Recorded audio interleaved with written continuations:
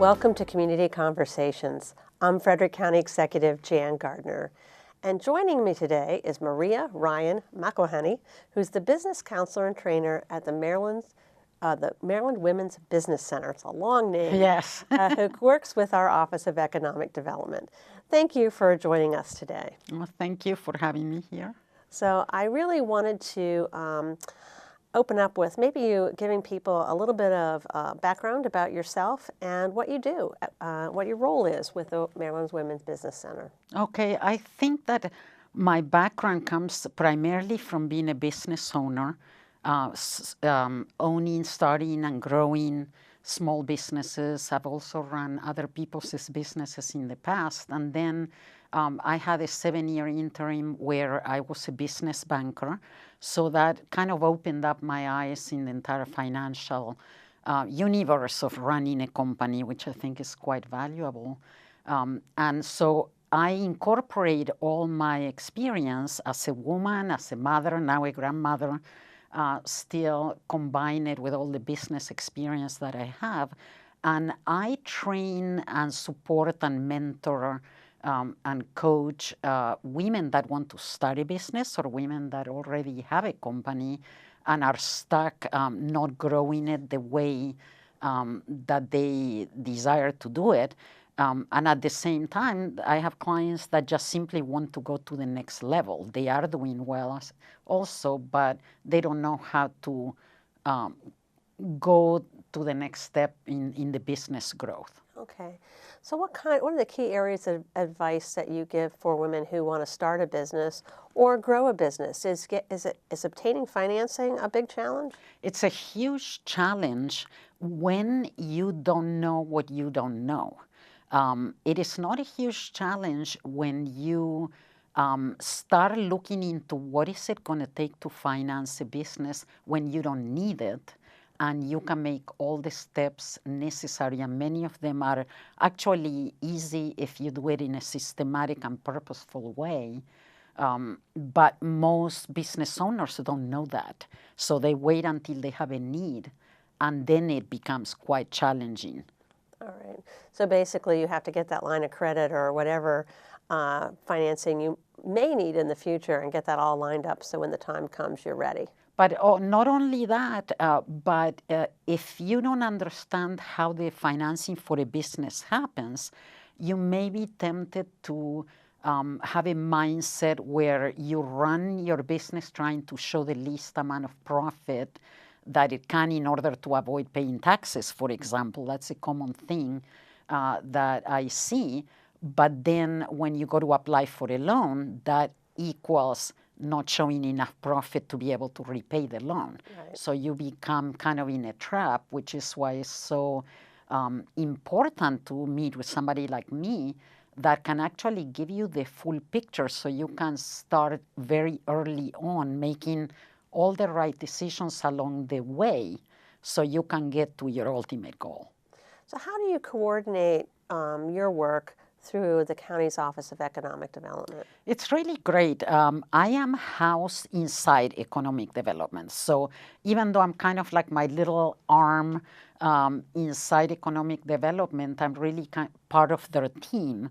And so what happens is clients come to me either through economic development or the other way around.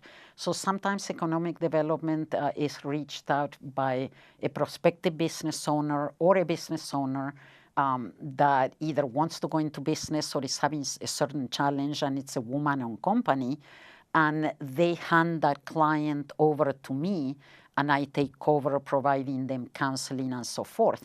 And then if I uncover that they need additional resources, for example, let's say a woman wants to rent commercial office space or commercial retail space in Frederick.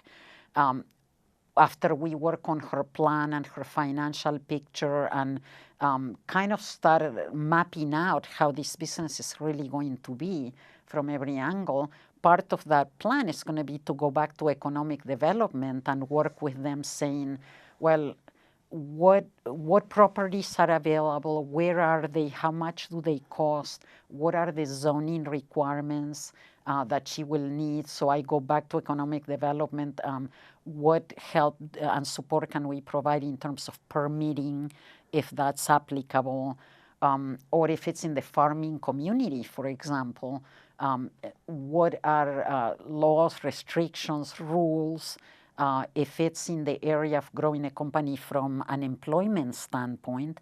I coordinate with workforce development on putting together a plan for this employer to begin to attract employees and manage them and recruit, being empowered with the knowledge and the resources of the county. So I also work extensively with Sherman, who's in charge of the minority. Sherman Coleman. Yes, he's in charge of the minority business community efforts within economic development, and that's really an awesome thing that he's doing.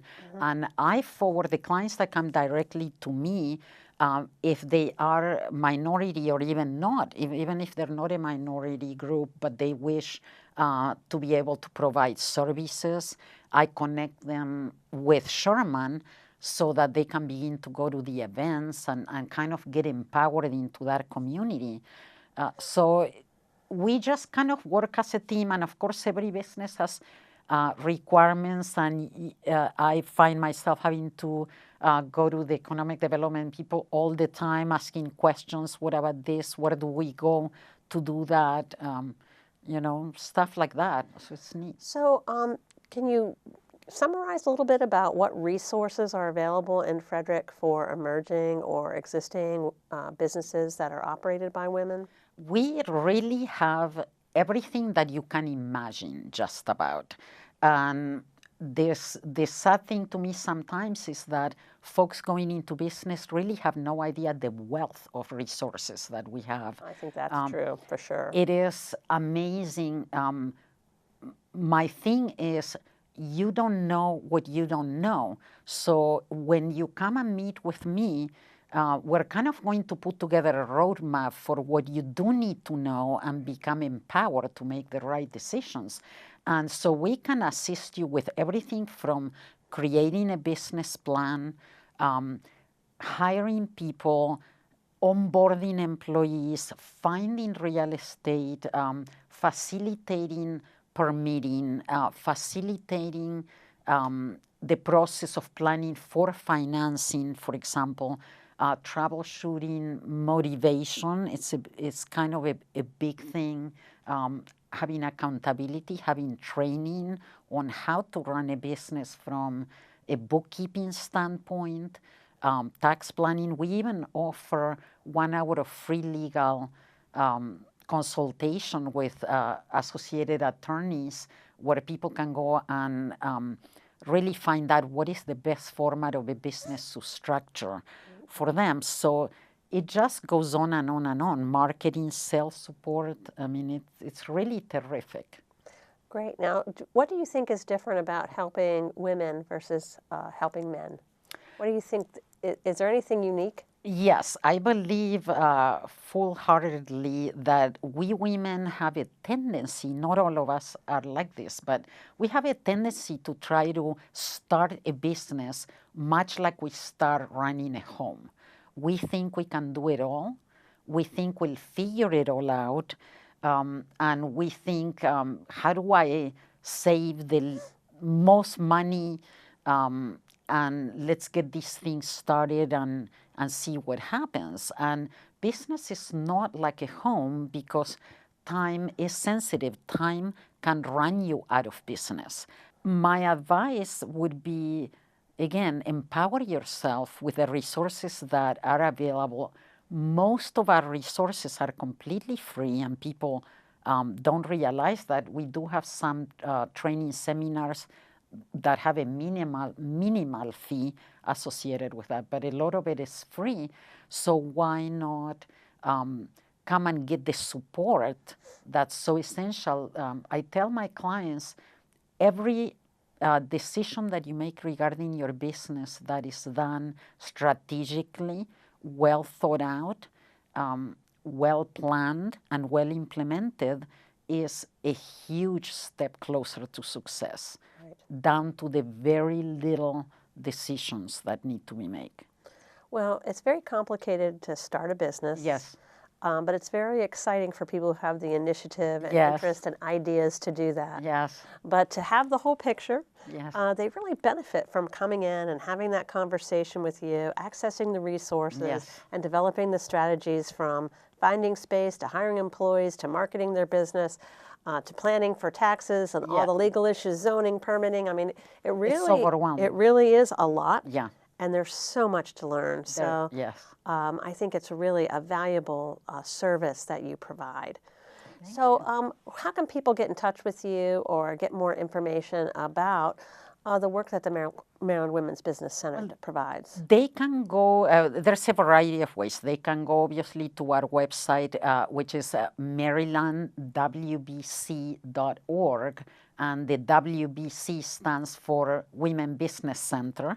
So marylandwbc.org, and then you can see the schedule of classes that we have. I'm just launching this week, every Monday week, free counseling, group counseling sessions from 1 to 4, designed to kick off your week on the right path.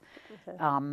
So they can go to the website. I am best reached via email because I am booked like crazy and I'm always meeting with clients. So if you call me, I may not be able to get back for a few hours, sometimes even a couple of days because I'm so busy. But the other way is contacting the Office of Economic Development or going to their website.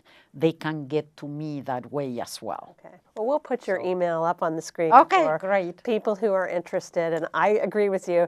I sometimes can't return a call late at night, but I can certainly always return an email Yes, late at night. that's unfortunately 24/7. It is. But it's great because it gives me a chance to get back to people no matter to what know time that you it got is. their message. Yes, exactly. Very So, good. yes. So, well, thank you for the great work you do, and thank you for thank joining you. us today. So, thank you to all of our viewers for tuning in. I hope you learned a little bit about what's happening at the Maryland Women's Business Center.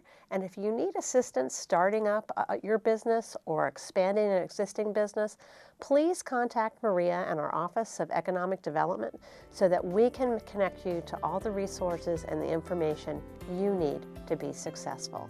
Thank you for joining us.